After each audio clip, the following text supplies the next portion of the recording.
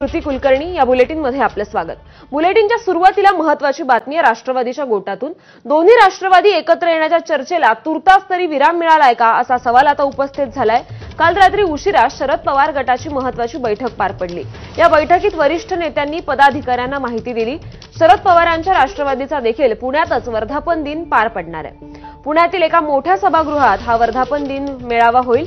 या मेळाव्याला राष्ट्रवादीचे सर्व आमदार, खासदार आणि पदाधिकारी देखील उपस्थित राहणार आहेत। पुण्यात एकीकडे अजित पवारांच्या राष्ट्रवादीचा वर्धापन दिन तर दुसरीकडे शरद पवारांच्या राष्ट्रवादीचा वर्धापन दिन होईल।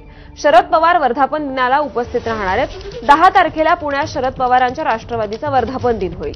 या निमित्तानं शरद पवार गट शक्तीप्रदर्शन देखील करणार आहे। या मेळाव्यात आगामी स्थानिक स्वराज्य संस्था निवडणुकीची रणनीती देखील ठरणार आहे। शरद पवारांच्या राष्ट्रवादीचा बालगंधर्व रंगमंदिर तर अजित पवारांच्या राष्ट्रवादीचा बालेवाडी येथील ग्राउंडवर वर्धापन दिन सोहळा होणार आहे। आणि या संदर्भात अधिक अपडेट जाणून घेऊयात। आपले प्रतिनिधी मिकी घई सध्या आपल्या सोबत आहेत। मिकी, कुठेतरी राष्ट्रवादी एकत्र येण्याच्या सतत चर्चा सुरू होत्या, किंबहुना त्या सततच असतात, पण आता कळतंय की दोन्ही राष्ट्रवादींचे वर्धापन दिन वेगवेगळे साजरे होणार आहेत।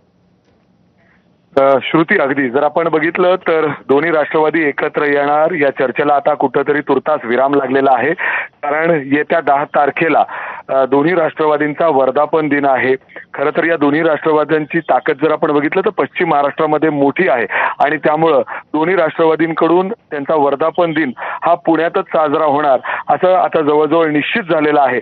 राष्ट्रवादी अर्थात अजित पवार गटाचं जर बघितलं तर बालेवाडी स्टेडियम या ठिकाणी होणार आहे। जी प्राथमिक माहिती मिळते तर शरद पवारांच्या राष्ट्रवादीचं वर्धापन दिन पुण्यातील बालगंधर्व या ठिकाणी होईल अशी प्राथमिक माहिती मिळालेली आहे आणि त्या पद्धतीने आता तयारीला देखील सुरुवात झालेली आहे। या वर्धापन दिनाला दोन्ही पक्षातील सगळे आमदार, खासदार अर्थात राष्ट्रवादीचे अजित पवार गटाचे मंत्री देखील सगळेजण या वर्धापन दिनाला उपस्थित राहणार आहेत। त्यांची ताकद त्यांना दाखवून द्यायची, कारण आता स्थानिक स्वराज्य संस्थांच्या निवडणुका जवळ आलेल्या आहेत आणि त्या पार्श्वभूमीवर या वर्धापन दिनाकडे सगळ्यांचं लक्ष लागलेलं आहे आणि शरद पवार देखील या वर्धापन दिनाला स्वतः उपस्थित राहणार आहेत अशी देखील माहिती कालच्या या बैठकीमध्ये देण्यात आलेली आहे। श्रुती, मिकी, या संदर्भातले अपडेट्स वेळोवेळी जाणून घेत राहू। तुर्तास धन्यवाद या माहितीसाठी।